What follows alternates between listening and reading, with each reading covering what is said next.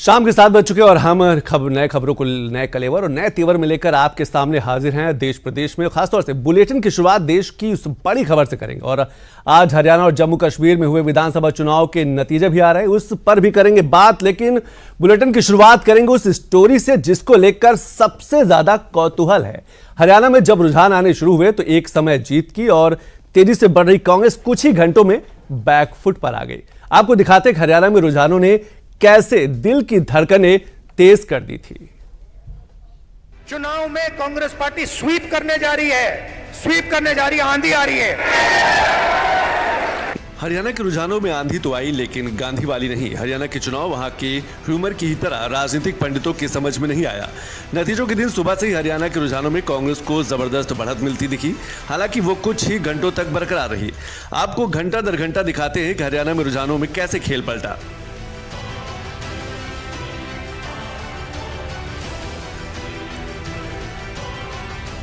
सुबह 8 बजे postal ballot की गिनती से शुरू हुई मतगणना। शुरुआती आधे घंटे के रुझानों में बीजेपी को सिर्फ एक सीट पर बढ़त थी, जबकि कांग्रेस उसके 8 गुना यानी कि 8 सीटों पर आगे थी।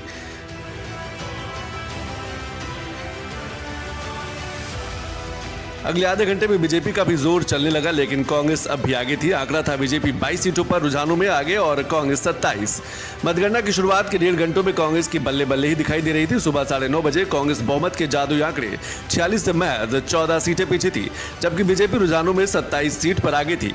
कांग्रेस नेता भी जीत का दम भर रहे थे। कोई डाउट नहीं है, कांग्रेस पार्टी सरकार बनाने जा रही है। कितनी सीटें आएगी? बहुमत से कांग्रेस। इसको आप इतना ज्यादा मत समझिए कि सेंसेक्स की तरह अप एंड डाउन ये है, काउंटिंग का एक दौर होता है, हर इलेक्शन में होता है। लेकिन आश्वस्त हैं हम, कांग्रेस सरकार बनाएगी।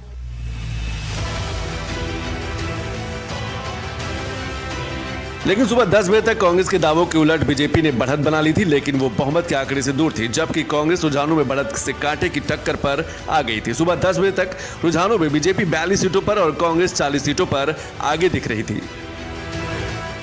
नतीजों के दिन सुबह 10:30 बजे तक बीजेपी ने रुझानों में बहुमत का आंकड़ा पार कर लिया था। उस समय बीजेपी रुझानों में 48 और कांग्रेस 35 सीट पर आगे दिख रही थी। भूपेंद्र सिंह हुड्डा की यह तस्वीर सोशल मीडिया पर बहुत वायरल हो रही है। सुबह से कांग्रेस की जीत का दम भर रहे भूपेंद्र सिंह हुड्डा का यह वीडियो करीब 11 बजे का है, जिसमें वो पूरी तरीके से निराश दिख रहे हैं। वैसे अगर बीजेपी हरियाणा में सत्ता में आई तो एक नया इतिहास भी रचेगी। हरियाणा के 58 साल के चुनावी इतिहास में किसी पार्टी ने हैट्रिक नहीं लगाई। जीत का ऐलान होते ही सत्ता की पहली हैट्रिक का रिकॉर्ड बीजेपी का हो जाएगा। अगर नायब सिंह सैनी सीएम बने तो 2 बार सत्ता संभालने वाले हरियाणा के 5वें सीएम होंगे। अभी तक बंसीलाल, देवीलाल, भूपेंद्र सिंह हुड्डा और मनोहर लाल खट्टर ही 2 बार मुख्यमंत्री बने। हरियाणा के रुझानों में आए इस उलटफेर के बाद कांग्रेस की तरफ से बयान आने कम हुए, लेकिन बीजेपी हमलावर हो गई। देखिए, लोकतंत्र की जीत हो गई है। करारा जवाब उस रॉकेट को है जो लॉन्च नहीं होता है और कहता है कि भारत का लोकतंत्र खत्म हो गया, और अर्ज किया है उन्हें गुमा था कि मेरी उड़ान कम है, मुझे यकीन था पूरा आसमान कम है। आज हरियाणा में खासकर ये दिखा दिया है कि जलेबी फैक्ट्री में नहीं बनती है, मेहनती हलवाई की दुकान में बनती है। हरियाणा के चुनाव ने एक बार फिर साबित कर दिया कि लोकतंत्र में सबसे बड़ी ताकत जनता और उसका वोट का ही है, और चुनाव तब तक खत्म नहीं होता जब तक कि आखिरी वोट भी न गिन लिया जाए।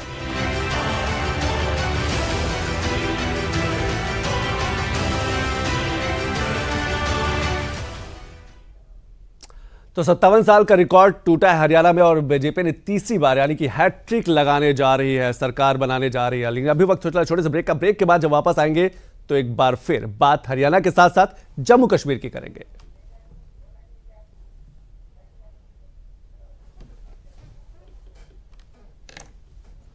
चेक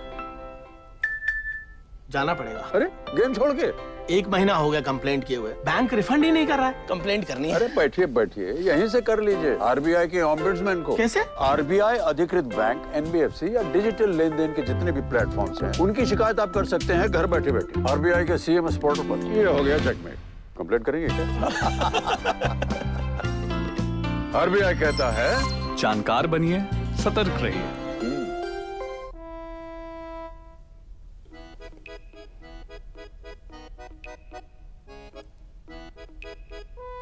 हर घर के खाने की शान, खुशबूदार बैद्यनाथ गाय का देसी घी, शुद्ध भी स्वादिष्ट भी।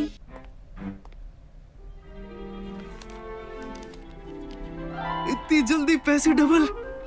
ओ, जमा करोगे तो फिर भुगतोगे। यहाँ लो। ऐसी लुभाने वाली स्कीम से पैसे जमा करना यानी धोखे की संभावना, इसलिए पहले पूरी जांच, उसके बाद पैसे जमा, नहीं तो आपके पैसे हो जाएंगे पुर्र। आरबीआई कहता है जानकार बनिए, सतर्क रहिए। तो हरियाणा में बीजेपी ने मारी बाजी, तो वहीं जम्मू कश्मीर में नेशनल कॉन्फ्रेंस और कांग्रेस गठबंधन बहुमत की ओर बढ़ रहा है। लेकिन इन दोनों चुनावों में उत्तर प्रदेश की भी खूब धमक रही। हरियाणा से लेकर जम्मू कश्मीर तक बीजेपी के लिए यूपी ने कैसे बाजी मारी है और कैसे मुख्यमंत्री योगी आदित्यनाथ ने किसी विस्फोटक बल्लेबाज की तरह इन चुनावों में ताबड़तोड़ बैटिंग की है और क्या रहा उनका स्ट्राइक रेट, वो सब कुछ इस रिपोर्ट में है।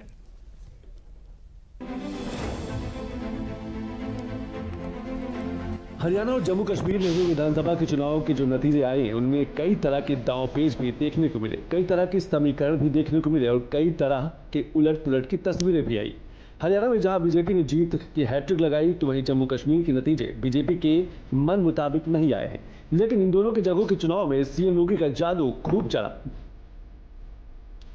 हम लोग बचपन में गाते रहे हैं, बिना सिंध के हिंद कहां है, रावी बिन पंजाब नहीं, गंगा आखिर खुश हो कैसे जब तक संग चुनाव नहीं है। 2017 में मोदी जी के आह्वान पर उत्तर प्रदेश में सरकार बनी।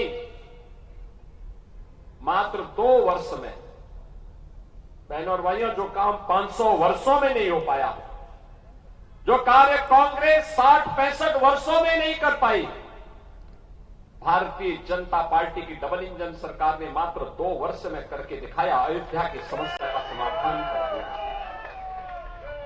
आज अयोध्या में गुलामी का कोई जम्मू कश्मीर हो या हरियाणा, दोनों ही जगह सीएम योगी की दीवानगी खूब दिखी। नतीजों में सीएम योगी की यही दीवानगी सीटों में भी तब्दील होती दिख रही है। सीएम योगी ने हरियाणा में 14 जनसभाएं की थी, जिनमें उन्होंने 21 विधानसभा सीटों के लिए प्रचार किया था। खबर लिखे जाने तक इन 21 विधानसभा सीटों में से बीजेपी ने 9 सीटें जीत ली हैं, जबकि 6 सीटों पर बढ़त है। इस हिसाब से करीब सीएम योगी का हरियाणा में स्ट्राइक रेट 71% तक पहुंच गया है। दूसरी तरफ जम्मू कश्मीर में भी सीएम योगी का जादू भरपूर चला है। भले ही बीजेपी नेशनल कॉन्फ्रेंस और कांग्रेस गठबंधन के मुकाबले कम सीटें लेकर आई हो, लेकिन सीएम योगी ने जिन सीटों पर बीजेपी के प्रत्याशियों के लिए प्रचार किया था, वहां की लगभग सभी सीटों पर बीजेपी को बढ़त मिली है। जम्मू कश्मीर में विधानसभा चुनाव में सीएम योगी की एंट्री तीसरे चरण में हुई थी, जब 40 सीटों पर चुनाव बाकी था और ये 40 सीटें जम्मू के हिंदू बेल्ट की मानी जाती हैं। सीएम योगी ने जम्मू कश्मीर के विधानसभा चुनाव के लिए तीसरे चरण में 26 और 27 सितंबर को 5 जनसभाएं की, जिनमें 5 विधानसभा सीटें कवर हुई और खबर लिखे जाने तक 5 में से 4 सीटों पर बीजेपी को जीत मिली है। यानी कुल यहां सीएम योगी का स्ट्राइक रेट 80% रहा है। यूं तो पूरे देश में मुख्यमंत्री योगी को सख्त प्रशासक का अवतार माना जाता है और इसी बलबूते पर सीएम योगी कई राज्यों में रोल मॉडल भी बनते जा रहे हैं। सीएम योगी की यह इच्छा भी हरियाणा और जम्मू कश्मीर के विधानसभा चुनाव में भी देखने को मिली है।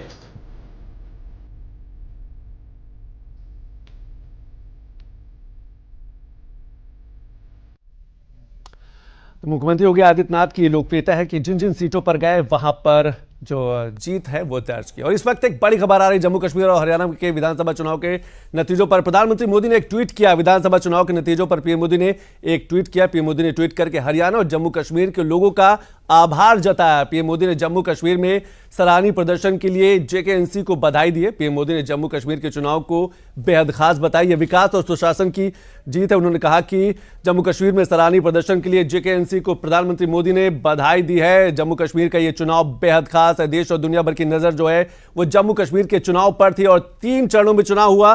बेहद शांतिपूर्वक चुनाव हुआ जम्मू कश्मीर का चुनाव, और शायद इसीलिए एक बड़ी उपलब्धि मानी जा रही है कि जम्मू कश्मीर का चुनाव जो है 3 चरणों में हुआ और बिल्कुल शांतिपूर्वक चुनाव हुआ। और लेकिन नेशनल कॉन्फ्रेंस और कांग्रेस पूर्ण बहुमत के साथ सरकार बनाने जा रहे हैं। और इसीलिए प्रधानमंत्री मोदी ने कहा, हरियाणा का हृदय से आभार, ये विकास और सुशासन की राजनीति की जीत है। प्रधानमंत्री मोदी ने कहा, प्रधानमंत्री मोदी ने जम्मू कश्मीर के कार्यकर्ताओं को, जम्मू कश्मीर के जो मतदाता है उनको और हरियाणा के भी मतदाताओं और कार्यकर्ताओं को धन्यवाद दिया। अभी वक्त चला छोटे ब्रेक का। ब्रेक के बाद जब वापस आएंगे तो प्रदेश की एक बड़ी खबर पथराव पर बात करेंगे। ब्रेक के बाद।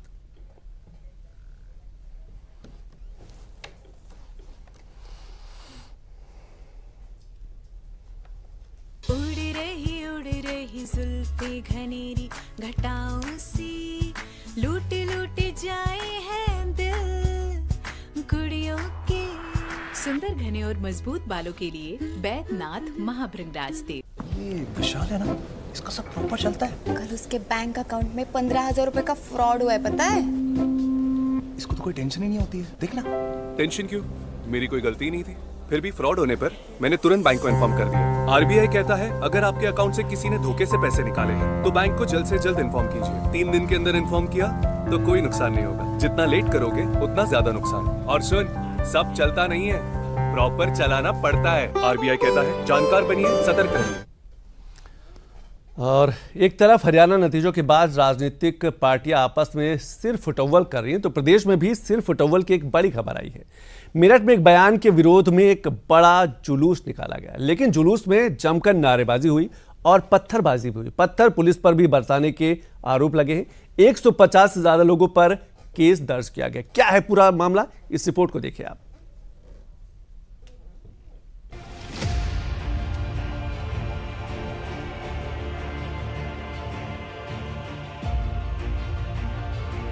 ये तस्वीरें ना तो मुहर्रम की हैं और न किसी धार्मिक जुलूस की। ये तस्वीरें दरअसल एक बयान पर हुए बवाल की हैं।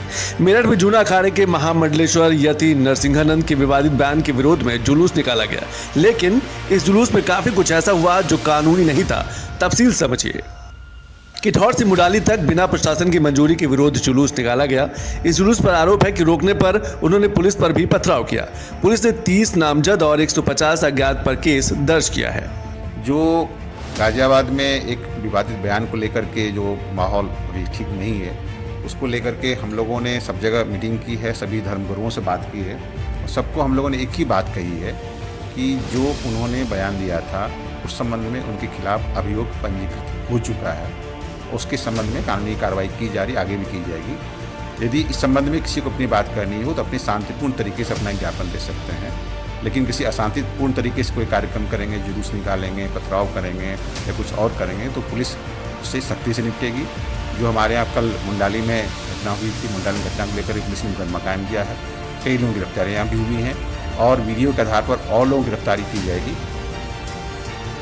ये पुलिस पर पथराव का वीडियो है जो फिलहाल सोशल मीडिया पर वायरल है। वीडियो में सैकड़ों लोगों की भीड़ दिख रही है और उनके हाथ में लाठी डंडे भी हैं। वीडियो में ये भीड़ एक मंदिर जैसी इमारत के पास से निकलती दिख रही है। जुलूस में काफी शोर शराबा और नारेबाजी की आवाजें भी सुनाई दे रही हैं। अब पुलिस वीडियो के जरिए आरोपियों की पहचान में जुटी है। उधर मेरठ से करीब 150 किलोमीटर दूर अलीगढ़ में अलीगढ़ मुस्लिम यूनिवर्सिटी के छात्रों ने विरोध प्रदर्शन किया। हाथों में तख्तियां और नारे लगाते एमयू के साथ छात्राओं के हुजूम ने प्रोक्टोरियल टीम की मौजूदगी में अपर नगर मजिस्ट्रेट को ज्ञापन सौंपा। किसी भी अपनी घटना से निपटने और शांति बरकरार रखने के लिए पुलिस के कड़े इंतजाम थे। सबसे पहले मैं आपको बता दूं कि यहाँ एक प्रोटेस्ट किया था, इसमें आप नबी करीम के शान में जो गुस्ताखी की है उस खबीज ने, तो ये सिर्फ सीधा सीधा गवर्नमेंट ऐसे लोगों को पनाह देती है। हम ऐसी सरकारों से कहना चाहते हैं, देश में शांति रखना चाहते हैं या देश में अशांति रखना चाहते हैं। यहाँ आज हमारी मांग ये थी कि उसको यूएपीए के तहत उस पर कार्रवाई की जाए। एक पब्लिक मीटिंग में यतिनंदन ने सरस्वती यतिनंदन ने एक बयान दिया था और उस बयान के जरिए से नबी पाक सल्लल्लाहु अलैहि वसल्लम की शान में कुछ आपत्तिजनक अल्फाज इस्तेमाल किया था। जैसे ही वो बयान वायरल हुआ है उसके बाद में लोगों में आक्रोश हुआ और उसी आक्रोश को व्यक्त करने के लिए आज यूनिवर्सिटी के हजारों की तादाद में छात्र यहाँ पर आए बाबी सैयद पे और उन्होंने अपना एक मेमोरेंडम प्रेसिडेंट ऑफ इंडिया को अलीगढ़ जनपद के डिस्ट्रिक्ट मजिस्ट्रेट के थ्रू इसको भिजवाने की कोशिश किया है, यानी दिया है। आपको बता दें कि विवादित बयान देने वाले यति नरसिंहानंद पर गाजियाबाद के अलावा हैदराबाद की साइबर सेल ने भी केस दर्ज किया है। और मेरठ में अब इस पूरे मामले को लेकर सियासत भी शुरू हो गई है। वैसे सियासत का जिक्र तो अगली खबर में भी है, जो देश की बड़ी खबर है। आम आदमी पार्टी ने हरियाणा चुनाव में केजरीवाल को मिट्टी का बेटा कहकर कैंपेन चलाया था, लेकिन वो पूरी तरह फेल हो गया। वैसे फेल तो केजरीवाल भी हुए हरियाणा में कांग्रेस से गठबंधन करने को लेकर। अब जब नतीजे कुछ साफ हुए तो केजरीवाल ने बातों ही बातों में कांग्रेस को ताना भी मार दिया है। क्या है वो ताना, आप सुनिए। जितना भगवान ने दिया है खुश रहो और जनता की सेवा करो, देश की सेवा करो। राजनीति में संतुष्टि एक ऐसा परम आनंद है और ये भावना बिरले ही देखने को मिलती है। दिल्ली के पूर्व मुख्यमंत्री और आम आदमी पार्टी के राष्ट्रीय संयोजक ने यह बयान तब दिया जब हरियाणा और जम्मू कश्मीर में नतीजों की तस्वीर लगभग साफ हो चुकी थी। वैसे जम्मू कश्मीर और हरियाणा में आम आदमी पार्टी ने भी अपनी हुंकार भरी थी, उसका हिसाब बाद में। लेकिन अरविंद केजरीवाल ने एक और बयान दिया जिसे सुनना चाहिए, क्योंकि इस बयान में खुद के लिए सीख कम और कांग्रेस के लिए ताना ज्यादा दिख रहा है। चुनाव आने वाले हैं, पहली चीज तो किसी भी चुनाव को हल्के में नहीं लेना चाहिए। अभी तो पता नहीं नतीजे क्या हैं, लेकिन आज के चुनाव से सबसे बड़ी सबक ये है जो ओवर कॉन्फिडेंस मत करने पड़े। किसी भी चुनाव को हल्के में नहीं लेना चाहिए। हर चुनाव कठिन होता है, हर चुनाव में हर सीट कठिन होती है। मेहनत करनी है और लड़ाई मत करना, अपने एमएलए के साथ लड़ाई मत करना। केजरीवाल ने हरियाणा में कांग्रेस से गठबंधन की काफी कोशिशें की, लेकिन गठबंधन नहीं हुआ। अब केजरीवाल के बयान कांग्रेस को नागवार भी गुजर सकता है। वैसे भी केजरीवाल जब से सियासत में आए हैं उन्होंने सीधा हमला करना करीब करीब छोड़ ही दिया है। वो निशाना भी इशारे में लगाते हैं। हरियाणा में कांग्रेस को जीत की उम्मीद थी, कुछ ही घंटों में नाउम्मीदी में बदल गई। अब हरियाणा और जम्मू कश्मीर में आम आदमी पार्टी का सियासी हिसाब किताब भी देख लीजिए। हरियाणा में आपकी बात करें तो चुनाव 89 सीटों पर लड़े, जबकि जीत 0, वोट प्रतिशत लगभग 1.79। जम्मू कश्मीर में आपकी बात करें तो चुनाव 7 सीटों पर लड़े, 1 सीट पर जीत दर्ज हुई, वोट प्रतिशत 0.52%। आम आदमी पार्टी के लिए जम्मू कश्मीर के परिणाम से बहुत बड़ी खुशखबरी है कि इतने सुदूर इलाके में डोडा के अंदर आम आदमी पार्टी के युवा नेता महराज मलिक जी जीते हैं और जुझारू नेता है। बहुत ज़मीन पर उस व्यक्ति ने काम किया है। बहुत खुशी है पूरी आम आदमी पार्टी को। फिलहाल आम आदमी पार्टी जम्मू कश्मीर में खाता खुलने का जश्न भी मना रही और हरियाणा से सबक भी लेने की बात कह रही है।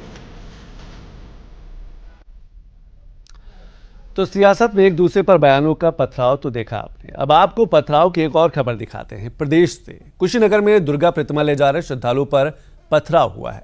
पथराव के बाद मारपीट शुरू हो गई। पथराव में दुर्गा प्रतिमा को भी नुकसान पहुंचा है।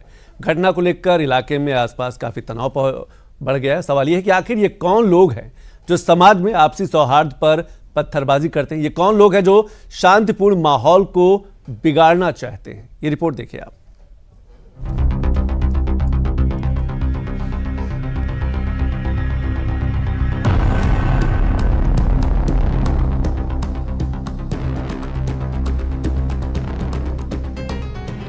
ये तस्वीरें यूपी के कुशीनगर जिले की हैं। तस्वीरें नवरात्र के 5वें दिन यानी 7 अक्टूबर की हैं। अबीर गुलाल में जो रंगे हैं वो मां दुर्गा की प्रतिमा लेकर अपने गांव जा रहे थे। दूसरा पक्ष वो है जिसके ऊपर पथराव का आरोप लगा। बीच सड़क पर दोनों ही पक्षों में इस मारपीट से पूरे इलाके में तनाव हो गया था। अब पूरा मामला समझिए। मामला कुशीनगर के पडरौना में छावनी नगर का है। पडरौना से मां दुर्गा की प्रतिमा लेकर श्रद्धालु गणेशी पट्टी और भिसवा लाला गाँव जा रहे थे।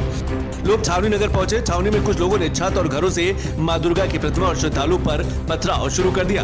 पथराव में कई श्रद्धालु घायल हुए और मां दुर्गा की प्रतिमा भी क्षतिग्रस्त हो गई। पथराव के बाद दो पक्षों में मारपीट हुई। फिर मौके पर पुलिस पहुंची और 10 लोगों को हिरासत में ले लिया। पुलिस ने कई अज्ञात लोगों पर भी एफआईआर दर्ज की है। कोतवाली पडरौना अंतर्गत मूर्ति ले जाते समय रास्ते में कुछ व्यक्तियों द्वारा वाद विवाद व मारपीट की घटना कारित की गई है, जिसके संबंध में थाना स्थानीय पर सुसंगत धाराओं में अभियोग पंजीकृत करते हुए 10 व्यक्तियों को हिरासत में लिया गया है। मौके पर शांति व्यवस्था कायम है तथा पंजीकृत अभियोग में अग्रेतर विधिक कार्रवाई की जा रही है। इलाके में फिलहाल शांति है, लेकिन इस मारपीट से मामला बढ़ा और काफी संख्या में लोग पडरौना से कसिया जाने वाली सड़क पर धरने पर बैठ गए हैं, जिससे कुछ समय के लिए सड़क पर यातायात रुका रहा।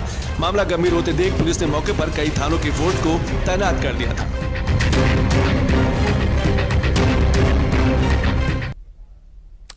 तो देश प्रदेश में अब बात करेंगे देश की बड़ी खबर की। हरियाणा नतीजों को लेकर कांग्रेस में अभी भी खींचतान मची हुई, ये हमने चुनाव में भी देखा। कांग्रेस ने बाकायदा प्रेस कॉन्फ्रेंस कर हरियाणा के नतीजों को नकार दिया और दोपहर से ही वो लगातार चुनाव आयोग से शिकायत कर रहा था। चुनाव आयोग ने कांग्रेस के आरोपों का क्या जवाब दिया और इन सारे आरोपों के बीच बीजेपी ने क्या कुछ प्रतिक्रिया दी है, वो अब आप देखिए।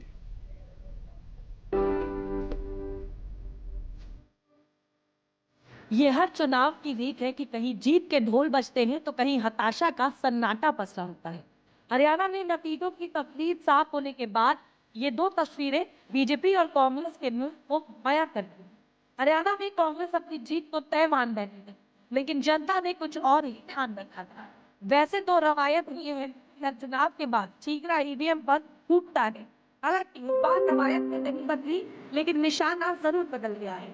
कांग्रेस ने हरियाणा में गड़बड़ी का आरोप चुनाव आयोग पर लगाकर नतीजों को मानने से ही इनकार कर दिया। हमने चुनाव आयोग से आज दोपहर से लगातार शिकायत कर रहे हैं। उनसे जवाब भी आया है, उस जवाब का जवाब भी मैं दे रहा हूं, पर मैं फिर से दोहराना चाहता हूं, हरियाणा के चुनाव के नतीजे अप्रत्याशित हैं, आश्चर्यजनक है और इसको हम स्वीकार नहीं कर सकते।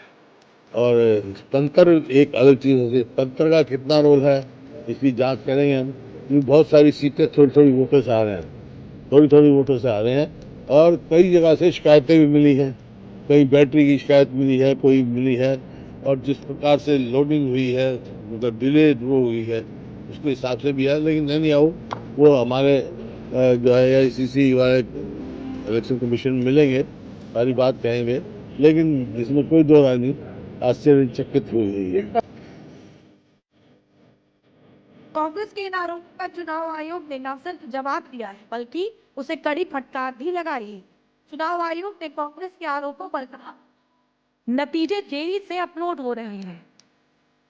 चुनाव आयोग का जवाब, सभी सीटों पर 25 दौर की मतगणना हर 5 मिनट में अपडेट हो रही है। कांग्रेस का क्या बीजेपी प्रशासन पर दबाव बनाने की कोशिश कर रही है? चुनाव आयोग का जवाब, आरोप गैर जिम्मेदार, निराधार और दुर्भावनापूर्ण। चुनाव आयोग ने कांग्रेस के आरोपों को एक तरह से खारिज किया, तो वहीं बीजेपी ने कांग्रेस के खिलाफ मोर्चा खोल दिया। जो दिल्ली के जनरल इलेक्शन में 2024 में और इसके बाद ये जो कांग्रेस पार्टी झूठ और भ्रम फैला रही थी, वो तोड़फोड़ की बात कर रही थी। कांग्रेस के युवा नेता क्या कह रहे थे कि मैं फटाफट खटाखट मैं ये कर दूंगा, मैं रीडिस्ट्रीब्यूट कर दूंगा, मैं कास्ट पे बेसिस पे, ये सब डिविसिव एजेंडा था। हरियाणा के वोटर ने इस समय बिल्कुल स्पष्ट कर दिया है कि वोट उनकी स्टेबिलिटी और कंटिन्यूटी के लिए। हरियाणा तो अद्भुत रहा है। हमने तो पहले ही कहा था कि हरियाणा में पप्पू तीसरी बार फेल होगा। चुनावों में हार और जीत के बाद आरोप प्रत्यारोप का दौर फिलहाल नहीं थमेगा। इस बीच कांग्रेस ने साफ किया है कि गुरुवार तक चुनाव आयोग में फिर से अपनी शिकायत दर्ज कराएगी।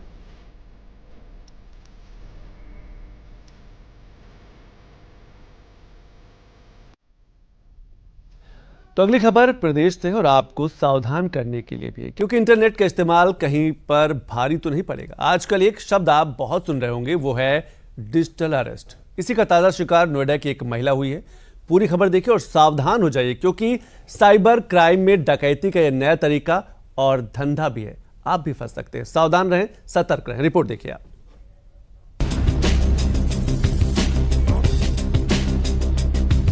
आज हमारी जिंदगी इंटरनेट और टेक्नोलॉजी के बिना चल नहीं सकती, और इसी बात का फायदा उठाने के लिए हमारे आसपास या हमारे बीच साइबर ठग मौजूद हैं, जो टेक्नोलॉजी को हमसे ज्यादा समझते हैं। आजकल डिजिटल अरेस्ट ठगों का फेवरेट तरीका बन गया है, जिससे ये ठग लोगों को डरा कर उनका खाता खाली कराने में कामयाब हो जाते हैं। नोएडा की एक युवती के साथ भी यही हुआ। कुछ दिनों पहले निदा शीरीन को एक अनजान नंबर से कॉल आया। कॉलर ने खुद को CBI अधिकारी बताया। कॉलर ने कहा कि आपके खाते का इस्तेमाल मनी लॉन्ड्रिंग के लिए किया गया है। कहा कि जेट एयरवेज के मालिक नरेश गोयल के मनी लॉन्ड्रिंग केस में उसके खाते से लेन देन हुआ है। हैदराबाद के एक थाने में केस दर्ज होने की जानकारी दी। स्काइप के जरिए कॉल कथित ईडी के अधिकारी को ट्रांसफर किया। निदा के व्हाट्सएप पर ईडी का नोटिस और गिरफ्तारी वारंट भेजा। कॉलर ने निदा को 25 घंटे तक डिजिटल अरेस्ट रखा। निदा से 9.9 लाख रुपए ऐड लिए, 12 खातों में पैसे ट्रांसफर करवाए। सीबीआई अधिकारी ने निदा से कहा कि इस मामले में उसे जेल हो सकती है और पूछताछ के लिए हैदराबाद आना होगा। जेल जाने से बचने के लिए ऑनलाइन पूछताछ का विकल्प भी दिया। पीड़िता पर जब लोन लेकर पैसे ट्रांसफर करने का दबाव बनाया जाने लगा, तब उसे ठगी की जानकारी हुई। निदा ने मामले की शिकायत साइबर हेल्पलाइन नंबर 1930 पर की। गृह मंत्रालय के पोर्टल पर भी मामले की शिकायत की गई। अब मामले की जांच की जा रही है। इस मामले में साइबर क्राइम थाने की पुलिस भी जल्द ही केस दर्ज करेगी। जिन खातों में रकम ट्रांसफर हुई है, पुलिस उन खातों की जानकारी जुटा रही है। और एक बड़ी खबर दिल्ली से आ रही है। केंद्रीय मंत्री और भाजपा के राष्ट्रीय अध्यक्ष जेपी नड्डा दिल्ली स्थित पार्टी मुख्यालय पहुंच चुके हैं। बताया जा रहा है कि प्रधानमंत्री मोदी बीजेपी मुख्यालय में कार्यकर्ताओं को संबोधित करेंगे। हरियाणा में बीजेपी लगातार तीसरी बार सरकार बनाई जा रही है, जबकि जम्मू कश्मीर में बीजेपी ने 29 सीट पर जीत दर्ज की है। पीएम मोदी ने इससे पहले ट्वीट कर हरियाणा और जम्मू कश्मीर के परिणामों पर कार्यकर्ताओं को बधाई दी थी। बीजेपी मुख्यालय में कार्यकर्ताओं को संबोधित करने के लिए, धन्यवाद ज्ञापित करने के लिए बीजेपी के राष्ट्रीय अध्यक्ष जेपी नड्डा पहुंच रहे हैं। हरियाणा में बीजेपी ने लगाई है जीत की हैट्रिक। 57 साल के बाद रिकॉर्ड टूटा है। जम्मू कश्मीर में बीजेपी अभी 29 सीट पर जीत दर्ज की। अब तक जितने भी चुनाव जम्मू कश्मीर में भारतीय जनता पार्टी ने लड़ा है, सबसे ज्यादा जीत हासिल की है। फिर प्रधानमंत्री मोदी भी थोड़ी देर में भाजपा का जो मुख्यालय है वहां पर पहुंच सकते हैं और जो कार्यकर्ता हैं, जो मतदाता हैं, उनको धन्यवाद देंगे। एक और बड़ी खबर कोलकाता से आ रही है। कोलकाता रेपकांड मामले में बड़ी खबर सामने आ रही है। आरजी कर मेडिकल कॉलेज के 50 सीनियर डॉक्टरों ने सामूहिक इस्तीफा दे दिया है। इन सभी डॉक्टरों ने जूनियर डॉक्टरों के आमरण अनशन के प्रति अपना समर्थन और एकजुटता दिखाते हुए अपने पद छोड़े हैं। सामूहिक रूप से इस्तीफा देने का फैसला आज सुबह मेडिकल कॉलेज के विभिन्न विभागों के प्रमुखों की बैठक में लिया गया। पश्चिम बंगाल के डॉक्टरों के संयुक्त मंच ने जूनियर डॉक्टरों के साथ एकजुटता का संकल्प लिया है, जो आरजी कर मेडिकल कॉलेज के अस्पताल की महिला डॉक्टर के रेप